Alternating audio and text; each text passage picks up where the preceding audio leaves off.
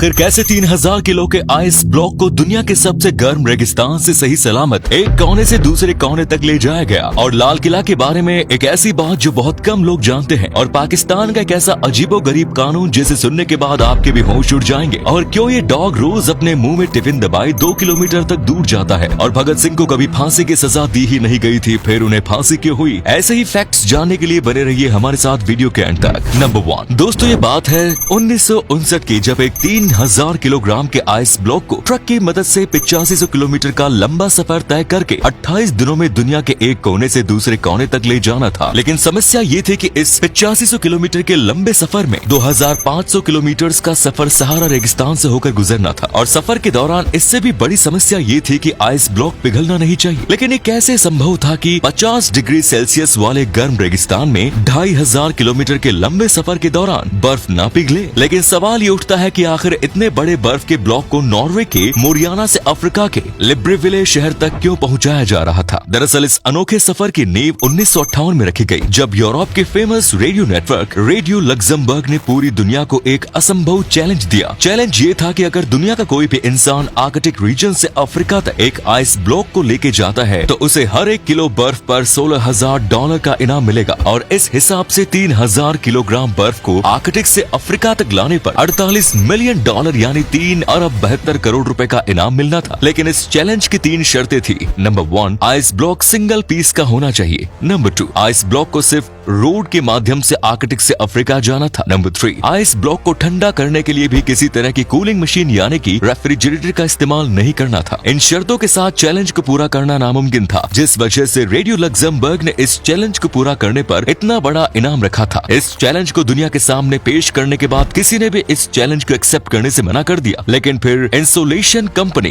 ग्लासवॉल्ड के managing director mister बिर्गर नॉटविक ने इस चैलेंज को एक्सेप्ट कर लिया। मिस्टर बिर्गर नॉटविक को यह भरोसा था कि उनकी कंपनी के इंसुलेशन प्रोडक्ट यानी कि प्रोडक्ट जो किसी भी चीज को बहुत लंबे समय तक ठंडा या गर्म रख सकते हैं, वो प्रोडक्ट इस चैलेंज को पूरा करने में उनकी मदद करेंगे। बस इसके बाद मिस्टर बिर्गर नॉटविक ने एक 3000 किलोग्राम का आइस ब्लॉक बनवाया और उसे ट्रक पर रखवा के अपनी कंपनी के आइसोलेशन प्रोडक्ट से पूरी तरह आइसोलेट कर दिया। अब ट्रक को सफर के लिए रवाना कर दिया गया। जब 28 दिनों के सफर के बाद ट्रक लिब्रेविले पहुंची तो वहां बर्फ को खोलकर वजन किया गया, तो उसका वजन 2714 किलोग्राम था, यानी सिर्फ 336 किलोग्राम बर्फ सफर के दौरान पिघली। लेकिन रेडियो लग्जमबर्ग अपनी बात से मुकर गई और इतना बड़ा इनाम देने से मना कर दिया, जिसके बाद इस बर्फ को लिब्रेविले के लोगों में बांट दिया गया जिन्होंने कभी बर्फ नहीं देखी। बेशक मिस्टर बिर्गर नॉटविक को कोई अवार्ड नहीं मिला, लेकिन अपने इस अद्भुत कारनामे की वजह से उनकी कंपनी की बहुत बड़े लेवल पर एडवर्टीजमेंट हुई और उनकी आइसोलेशन कंपनी की सेल्स ने ऊंचाइयों को छू दिया।